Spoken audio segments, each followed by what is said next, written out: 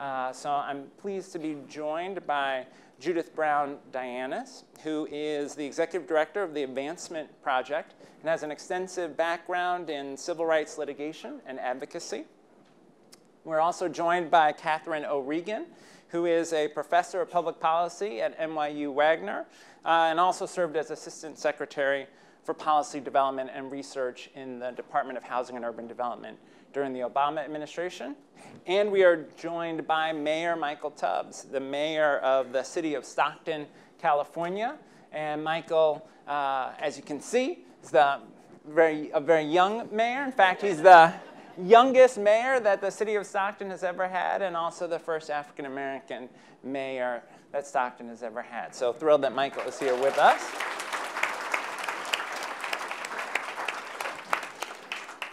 So now I'm going to ask our panelists, beginning with you, Judith, to tell us a little bit about yourself, and share in particular, for you, Judith, as an advocate, how do you think about moving from a conversation about conditions to a conversation about policy, and what are some examples that should make us hopeful? Because we all need reasons to be hopeful. Sure. Well, thank you. I'm glad to be here.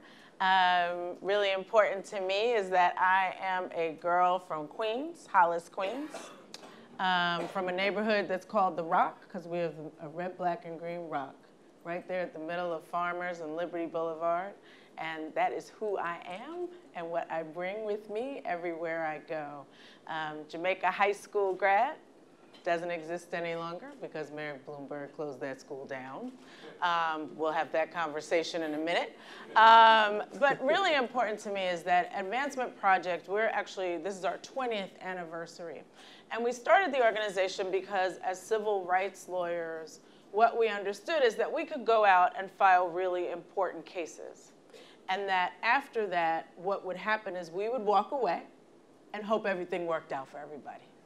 And that we wanted something different because what was happening was that the courts were moving to the right. And we needed to get back to what was good and strong about the civil rights movement was that organizing was at the heart of it. And then we had communications. Because if you look at the civil rights movement and you look at the photos, that didn't just happen. That was strategy because it was about changing the discourse and the narrative. And if we do those two things, build power, change hearts and minds, then we can actually push the courts in the right direction. Gay marriage did not happen because a brilliant lawyer stood up and said that it's right and it's constitutional. There was a movement that was happening.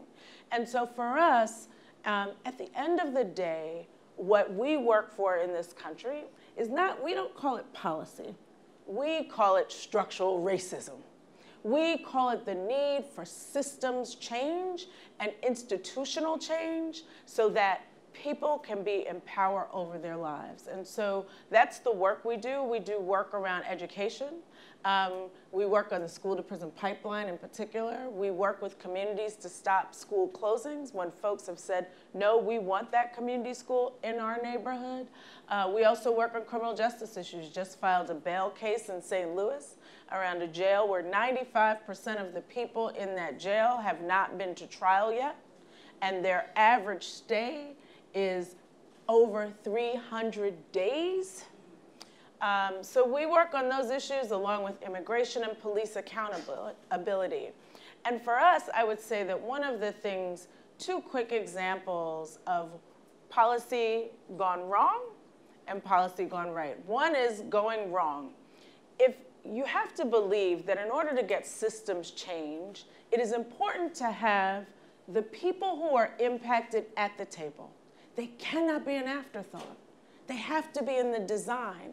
And you have to believe that people who are impacted actually are geniuses. If you know about Ella Baker, you know about the genius of ordinary people. And that those people understand their political realities and understand what is best for them. And so if they are not at the table and they don't have the power, and if we don't have policy plus power, then we're gonna go wrong. Hurricane Katrina happened. One of the most important pieces of work in my lifetime has been around Hurricane Katrina. We represented survivors of Hurricane Katrina. I represented them in a number of cases. One of those was to save public housing in New Orleans. The reason we wanted to do that was because the people said, we want to come back home. And we want to have a stake in what our neighborhoods are going to look like if anyone's going to change it. The theorists, the so-called smart people, when Katrina happened, they dusted off their white papers, and everybody said, I've got the answer. And they rushed in with answers, and the people rejected those answers. And so for us, litigating was a way to slow things down so that the people could get to the table. And what was important in that fight was that we had one congresswoman, Maxine Waters, who's from California, not from Louisiana, who said, you know what? I'm going to listen to the people. And what we did was we worked on drafting a bill together that was what the people wanted. And as a lawyer, I engaged with them every week. We talked about what they wanted, what they needed, what their realities were. They understood that they would lose their social networks if they were gone. There's a book called Root Shock that people should read by Dr. Mindy Phililove to understand the place that's important to people. And so we were able to really work with them on designing what their future should look like. But unfortunately, they didn't have power in that equation. And so the Bush administration went in a different direction. Now, flip the script. A good one. We were just involved in Amendment 4 in Florida, which restores the voting rights of 1.4 million people.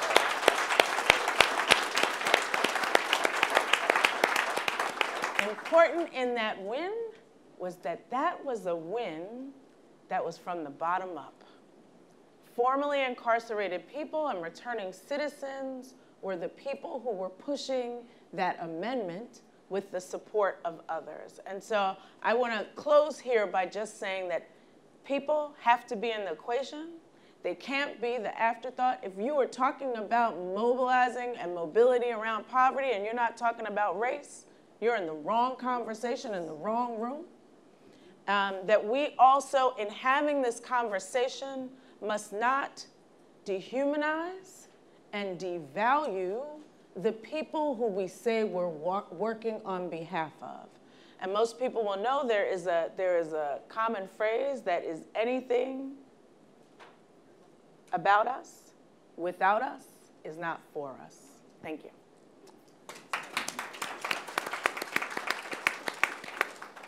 Catherine, let me ask you to talk specifically about your experience at HUD and how these policy questions are often intersectional, requiring us to think across different aspects of identity and also different aspects of policy, from housing to education to healthcare and so forth. Great, thank you. So while I'm at NYU now, I spent about 3 years, the last 3 years of the Obama administration at HUD. And when I arrived at HUD, HUD had already had this mantra that housing is a platform, kind of the recognition that housing is an important piece of supporting upward mobility and a variety of other outcomes.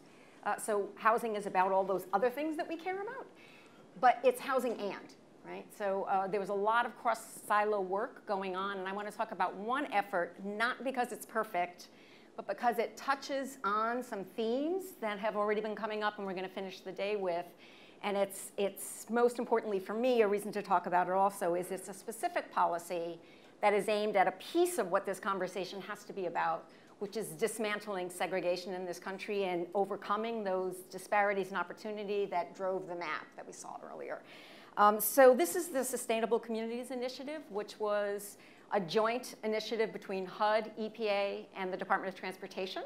Right? So one of the things that's key about it is it was built into its structure that it was cross-silo, right? Which is very difficult to do with agencies, with anything, but federal agencies in particular. So the goal of the Sustainable Communities was to foster community and regional planning that would enable grading your federal funding streams that land in places so that places could use them more effectively, right? It's about all of those things coming in, but you've got a planning requirement here and here.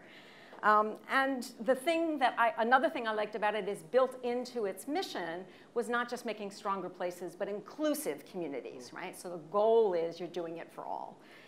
It required regional grantees to undertake a Fair Housing Equity Assessment, or a FEA. And that process includes two things that are critical for this conversation. The first is it relied heavily on data. So HUD provided, but communities supplemented data and maps on levels of segregation, where subsidized housing was, what the transit system looked like, and a variety of things about disparities and opportunities.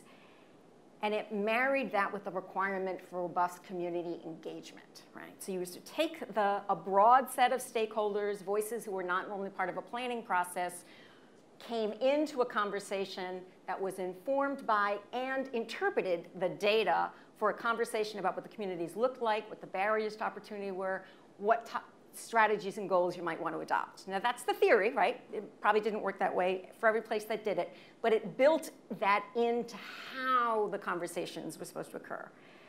Many reported that the data and maps were very informative and usually appalling, right? It kind of forced communities to see themselves in a different way and then have some very difficult conversations on why do we look that way and what does that mean about how we should operate.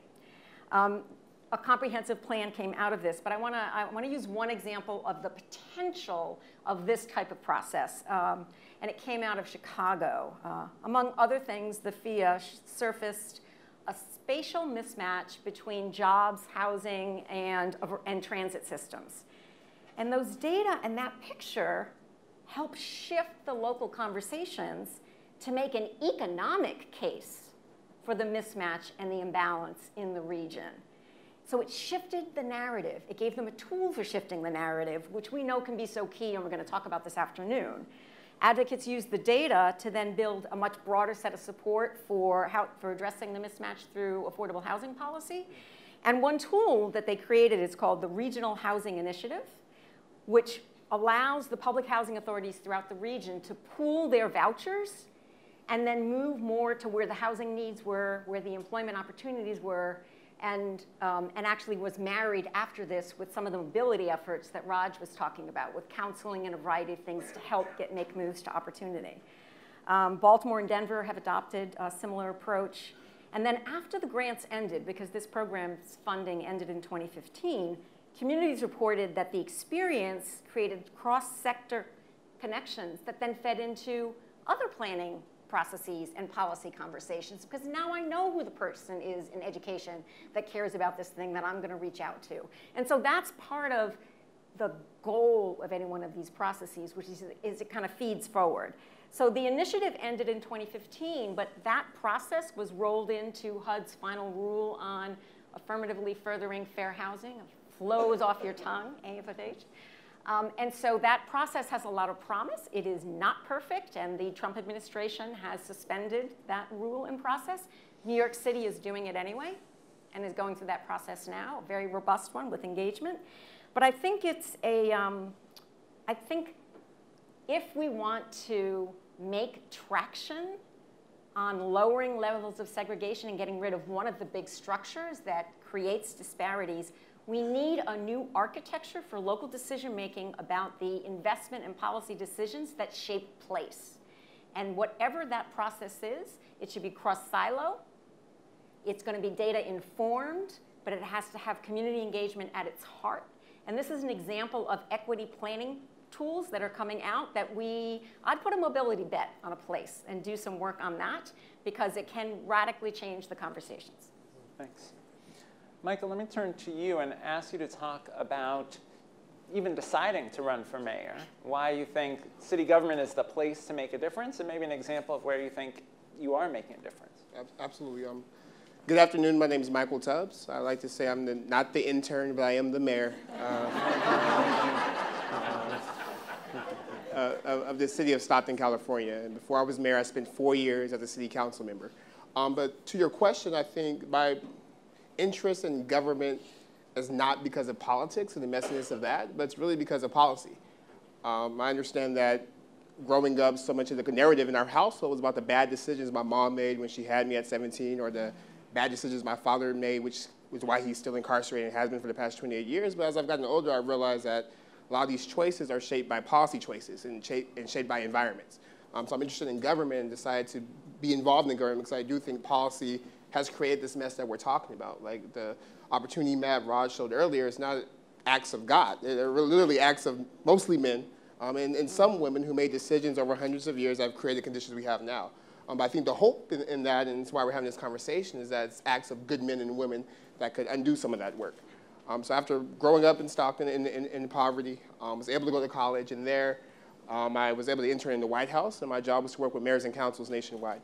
I actually hated it. I thought it was kind of boring, but in that I saw that at a local level, folks were moving policies that weren't perfect, that weren't going to solve everything, that weren't magic bullets, but were getting us closer to this idea of a more perfect union. And then around the same time, one of my cousins, unfortunately, was a victim of a homicide in Stockton. And again, when we think of things like gun violence, a lot of that is shaped by choices, but it's also shaped by place. That gun violence doesn't happen everywhere. It happens in neighborhoods concentrated with poverty, with low opportunity, that are high in everything bad and low in everything good, and not necessarily the people as being the bad parts of those places and environments. So because of that, I decided to run for city council, and for the past 7 years, have been embarked on this mission with my community members around how do we create Stockton into a community of opportunity, where kids from throughout the city, whether they're gated communities or not, have the chance to go to Stanford and become mayor like I did. So one of the things I'm really proud of is this past year, we had a 40% reduction in homicides and a 30% reduction in gun violence. Thank you. And a lot of that came from use of smart data. A lot of it came from policing, but it wasn't all policing. And I think to the point you raised earlier, a lot of it came from actually listening to community and understanding that cops in jails weren't going anywhere, but that the folks who were driving our violent crime rate, literally less than 1% of the population of a city of 300,000 people, needed things like jobs, had a lot of trauma, needed cognitive behavioral therapy, needed 7 days a week case management, needed chance and opportunity. And again, I tell my folks back home, it's not thinking that every single person that are involved in gun violence will change, but it's also not thinking that nobody involved in lives of gun violence won't change, and understanding that even if 20, 30, 40 of the 150 people take advantage of the opportunities we're providing them through our ceasefire strategy and our advanced peace strategy, that leads to significant reductions like we saw last year. And then the second thing, and I'm sure we'll talk about later, is that we're piloting a basic income demonstration in Stockton. In 2 weeks, 130 families, people just like you and me, smart, resilient, hardworking folks who the economy's not working for, will be given $500 a month monthly for the next 18 months. So really excited about that as well. Thanks. Let me ask, we can applaud for that. Let me ask you, there are folks in the audience who run direct service programs. They are making a difference in people's lives every day, and policy seems sort of like far away and abstract. How can folks who are doing direct service work, how should they think about getting involved in the policy conversation? Sure. Well, direct service people are frontline soldiers. And I think the thing for the difference between kind of the work that we do, which we consider impact work, and direct service is just noticing the patterns, right? Like we use a lot of data in our work, and that data then emerges. We share it with community folks so that they can understand how it plays out. But you know, a lot of the work, in fact, that we have done, like even on the criminal justice side, and in our school to prison pipeline work, was like identified, for example, by public defenders, right? They're like, they see it. They're like, yeah, I see these people coming through the system all the time, and I understand what it is. So I don't think that like legal service folks, like, you know, you all know this, right? Like, because you live it and you know which are the pieces that need to be like changed and tweaked. And so I think that it's just a matter of having the bandwidth for legal service folks to step back and be like, what's the big picture here? And to maybe find partners and collaborators, because when you're on the front lines in the work, it's hard to be able to do the frontline work and that big giant impact stuff over there, right? But finding collaborations that allow for for giving that information, because literally we would find like cases like when we were representing young people who had been suspended or arrested in school. I remember one girl who had been arrested in school. She was 9 years old. She had gone into a classroom, it was a cooking classroom, and she spread like all this flour around the room. She was basically just making a mess in the room. And she got arrested for trespassing into the classroom and breaking and entering. And some kind of criminal mischief. That was it, 3 charges. She was 9 years old. And like we found that case because a public defender was like, hey, you all work on the school to prison pipeline stuff. Here's a crazy case for you, you know. And so I think it really is, folks know what's there. And now the question is, how do you find the bandwidth and the partners to be able to do the big picture work? All right, thanks. Kath, let me ask you to talk about a policy dilemma that came up earlier this morning around gentrification. Lots of folks are working in communities where there's new wealth moving in, but not necessarily producing opportunity for the folks who already live in the community. That's obviously a huge problem in New York City. How should we think about solving that policy problem? What role can folks in this room, whether they're running a direct service community-based organization or a foundation, what role can they play in that conversation?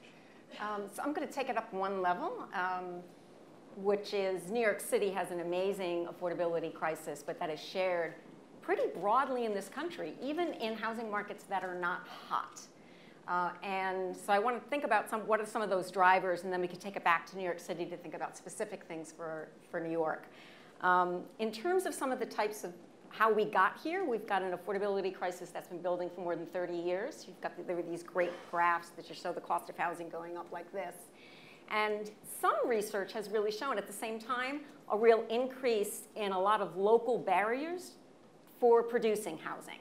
And in the stringency and the lack of predictability makes it hard to build. And so I am an economist by training. I hope that doesn't irritate too many people. So you just don't have enough supply. The costs go up. So it's harder for everybody. Costs are going up for people well above 200% of the poverty line. You've got people burdened. And then the little bit of dollars we have for affordable housing only go even this far because housing is so expensive. So we want to think about that as the big picture because you want to make sure we have some solutions that help across the country. Labor market stagnation has been a piece of this. It's not just housing policy, but that supply constraint and the lack of building is important. And so when I think about what some of the solutions are, I'm going to bring that one back. So in terms of promising solutions, it's important that you not think of one silver bullet in any way. It's the entire system of policies and approaches that affect the cost of housing. And so communities shouldn't be thinking about one policy. And I want to make a pitch, right? You want to think about comprehensive and balanced policy that is helping on the overall production of supply of housing, specifically creating dedicated affordable housing and preserving it, and what are the tools to protect against displacement, et cetera. And you want all of those.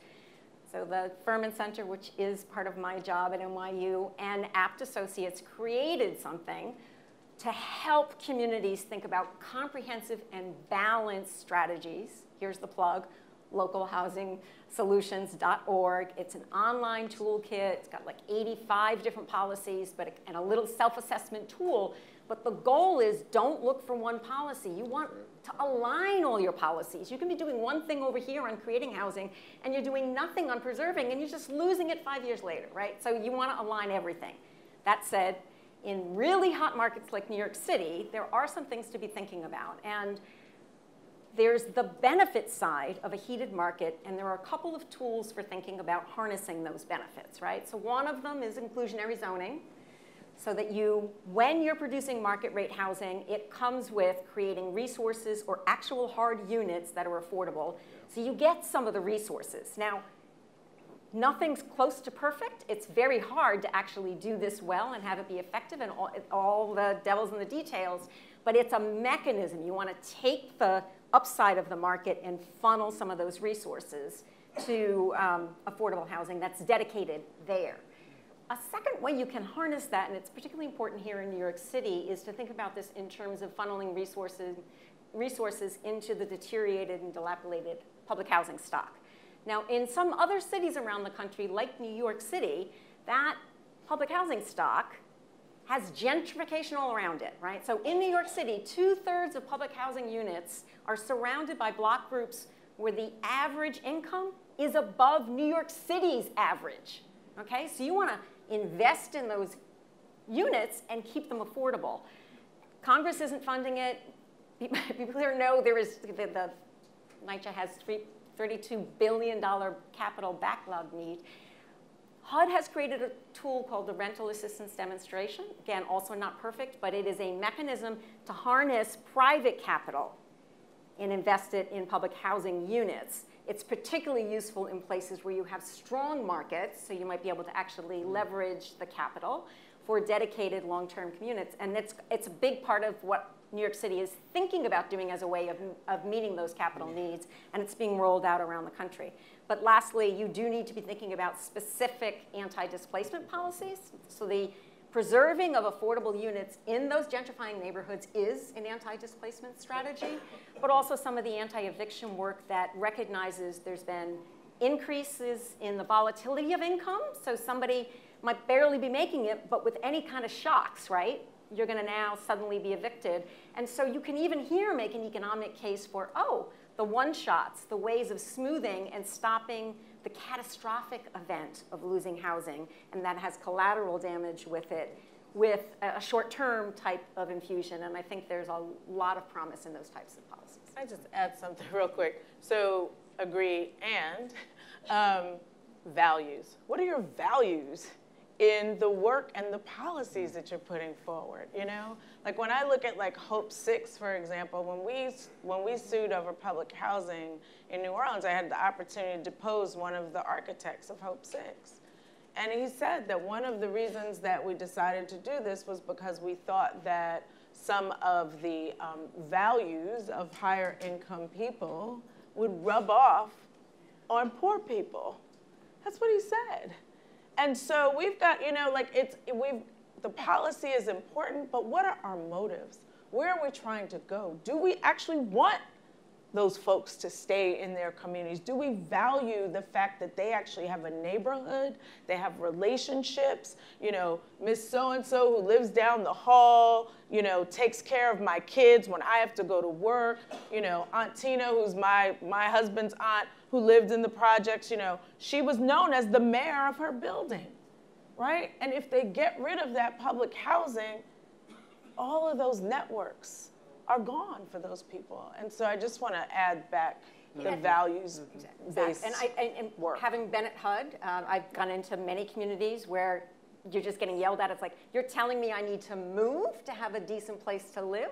Yeah. You need a collection. You need choice means also the choice of getting to live and remain in that community without having dilapidated housing. So for the way that the rental assistance demonstration, it started this way, but now it's been codified, right? It's for people staying. You get to remain in those communities. It's a very, having learned horribly from Hope 6, the notion of moving people around and making assumptions, what's built in here is it should be for the people who are already residing in those buildings. Michael, let me ask you to describe a little bit about the Guaranteed Income Project, particularly from the standpoint of what it is to pilot an intervention, try to gather evidence from it, evaluate its effectiveness. How are you thinking about that? Well, I think it's a good demonstration of what philanthropy could be used for. I tell people all the time that charity and philanthropy isn't justice, but it is good seed money to test out ideas that may bring us towards where we want to go. So we were lucky to get a grant from the Economic Security Project. So it's all privately funded, and 130 families will be given $500 a month for 18 months. And to your point about values, it comes from, I mean, we were just during the shutdown, we had government workers who work full time, who were choosing between cancer payments and rent in America, like today. 1 in 2 Americans can afford one $500 emergency in America, like today. We have rents rising, income staying stagnant. So it really comes from, I saw that folks in Stockton particularly are just working incredibly hard and driving Uber and Uber Eats and DoorDash and working 14-hour days and still not be able to pay for not luxuries, like basic necessities. And couple that with increasing rents, it was becoming a crisis. And I remember reading Where Do We Go From Here? We just celebrated Dr. King and his legacy, and I think what was interesting to me when I first read it, I was like, no, I've heard no one grapple with his idea of a guaranteed income that was paid at the national median. So not $500 a month, which is essentially an earned income tax credit, but like a real income paid at the nation's median. And I always wondered what happened to that conversation. Did we arrive on poverty? Have we fulfilled that dream? And because of that, that gave us kind of the juice and the momentum to at least pilot a demonstration in Stockton. So essentially, we worked with philanthropic partners to get it going. We engaged community for a year, just to get people's ideas, like what would $500 mean to you? Is this a good, how does it make you feel? We don't want this to be a handout. We want this to be part of like a social contract. Like, I get this for being a Stocktonian, not because I'm poor. Like, I get this because I'm inherently dignified, and not because my dignity comes from work, et cetera. And then we partnered with University of Pennsylvania and University of Tennessee, and they're running the evaluation. And we're hoping to answer really 3 questions. The first one, probably the most simple, how is the money used? Secondly, what are the impacts on like health? And then thirdly, what does it do, if anything, in terms of connection to being part of this idea of the commons, to feeling civic engagement, to feeling part of a community? And then fourthly, it's kind of how does that help with income volatility? So starting in 2 weeks, actually, my folks get their checks, and I'm excited because people can start Facebooking me, asking me, where's the $500 a month coming? But what's been interesting, I think, to the point of even philanthropic investment spurring at least policy discussions, over the past years, we've had people from Senator Harris have her staff come look and visit, and then they have their Lift Every American Act. We've had folks like Governor Gavin Newsom, who's proposing extending their earned income tax credit. We've seen people actually grapple with this idea. So I think for me, that's what I'm most excited about. It's a demonstration, but kind of creating the environment to have tough policy conversations, to be bold and visionary in terms of how far we can go to really allow people mobility up from poverty, which I would argue starts from having a floor to build upon. Thank you. Well, I think that we are just at time, but maybe we have time for 2 fantastic questions. Pressure's on. Wait for the microphone. Yeah. Hi, I'm Joel Berg with Hunger Free America. I believe there's mountains of evidence that the single greatest return on investment in anti-poverty work is improving public policy. Do you agree with that? And if so, do you think the single greatest and most effective investment anti-poverty funders can fund is effective poverty improvement, policy improvement work? Why don't you take that, Mary? I don't get the question. Policy improvement as the best investment we can make to combat poverty? Yeah, like. Well, Policy researcher, it seems. Yeah, I mean, yes, fund policy research. I think it's a twofer. I mean, again, for us, the way that we do our work is about building power. And so I think, like, you know, we could have everyone in here from a policy shop get a huge giant grant, but if the people who are impacted are not enabled to be able to build power, to hold the people in this room accountable and public officials accountable, then we will have the wrong policies. And I'm sorry for being flippant. Let me just add to that. I think in the past years in being in focus groups with folks, and Dr. King said this, I also realized that probably the best investment, to your point, is investment in the people themselves. And I think for me, I was a little bit paternalistic going in, and I was doing it just as a demonstration to see what would happen. But over the past year, I've been humbled in realizing that folks know how to spend their money. And I think a lot of the ideas that people are in poverty because they don't know how to manage money, when it's actually don't have money to manage. So we don't know whether they could manage money or not. So I would say policy is part of it, but I would also say a bigger part of it is just direct investments into the people who are in poverty as a way to end poverty. And one thing I would add is just, to me, it's a question of leverage. Like, yes, we need to cover the cost of bail for people who are wrongly incarcerated because they can't pay an absurd bail requirement. And at the same time as we're making that investment, we ought to be investing in policy activism so that we can change the law so that people aren't assigned these absurd bail requirements that keep them in prison. And I'm not sure it's an either or, but we need to do both and.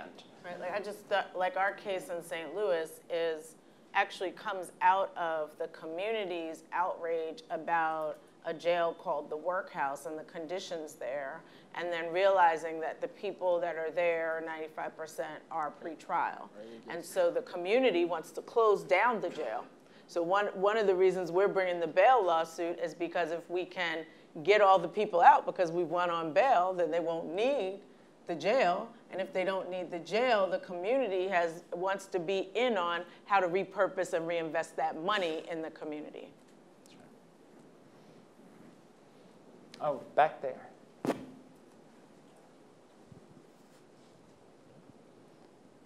Hi, my question is, and when we create those wonderful policies, how do we keep them going in the face of changing government? So when government change, those policies often change with them. How do we make sure that these policies don't change? This is what keeps me up every night. Catherine? All the work that he did, is being taken apart day by day. So on the surface, that is true. And really, the career service, the civil servants who are in those agencies are moving things forward. Now, there are definitely a whole collection of things that are changing at the top. I've seen some things that we worked on in my office.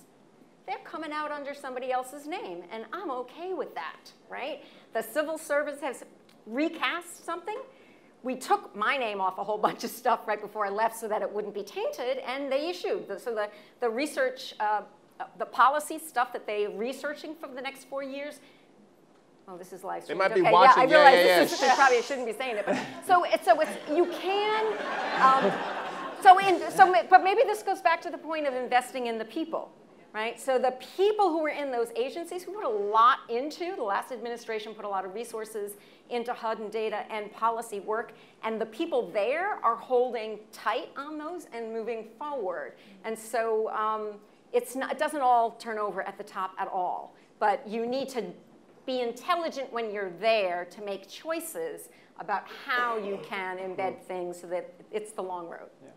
The thing I would add is ultimately I think we've learned a lot in the last 2 years about the importance of having a multi-pronged policy strategy, that you can't just rely on federal policy, that we need state and local level leadership. You know, something Judith and I have worked on is the school-to-prison pipeline. We know, for example, African-American kids are 18% of the kids in pre-K and 48% of the kids who are suspended from pre-K.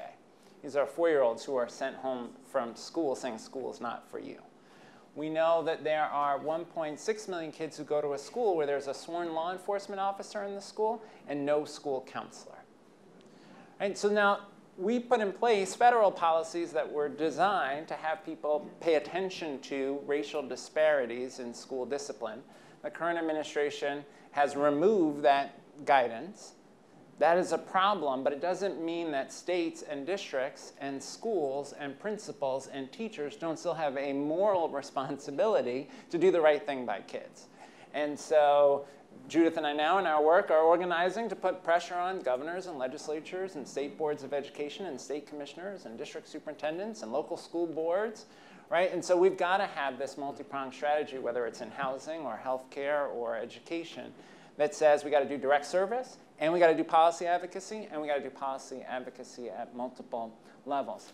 Mr. Mayor, I'm going to let you close us out with reasons to be hopeful, right? Because this was sort of a depressing topic of undoing the work of the Obama administration, at least for me, but also everyone here probably turned on cable news, and unless you turned on the moment that Wes was on Morning Joe, you probably found what you heard on cable news pretty depressing, right? So what's a reason to be hopeful?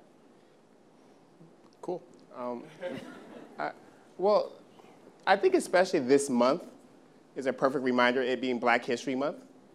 If we look at over the past 400 years since Africans were brought here as slaves, just the amount of, we're not there yet, but the amount of things that have changed. Just 60, 70 years ago, folks in this room wouldn't be able to vote. And we still have issues with voter suppression still, but we made some progress. If you think of just 200, 300 years ago, some of us would be property, seen as property in the eyes of people in the law as a policy, counted as 3/5 of a person. And now we have folks from that same lineage who are running for president and who have been presidents. suggests to me that, and I would say also for the people in this room, folks with good jobs who get paid to talk about poverty versus living in poverty, that nihilism and hopelessness is a luxury.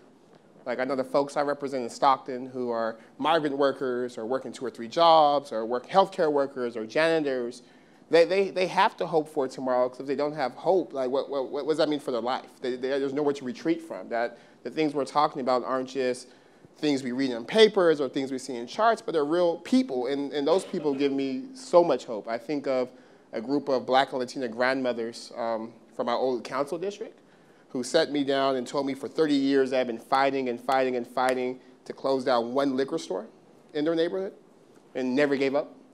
And then we finally shut it down 3 years ago, and the tears of joy from their face, and they never gave up hope. And I thought 3 years was too long. They spent 30. And then the last thing I'll say is 8 years ago, I was on the Freedom Rides with some of the original Freedom Riders, and we went through every stop they went on the Freedom Rides. And one guy, his name was Bob Singleton, he sat me down and he said, he was a 21-year-old student at UCLA. He had no idea if what he was doing would work. He had no idea if it was exercise in futility. But he said he had to do something, that there was this hope that tomorrow could be better, but tomorrow wouldn't be better just by hoping, that hope had turned to action. So he got on the bus. And then he said he was arrested on August 4th, 1961. And he looked at me and said, now, why is that day important? And I said, it's important because you were arrested. If you weren't arrested, we wouldn't be this great 10-day trip, right? And then he looked at me and he said, on that day, Barack Obama was born. Gets people every time.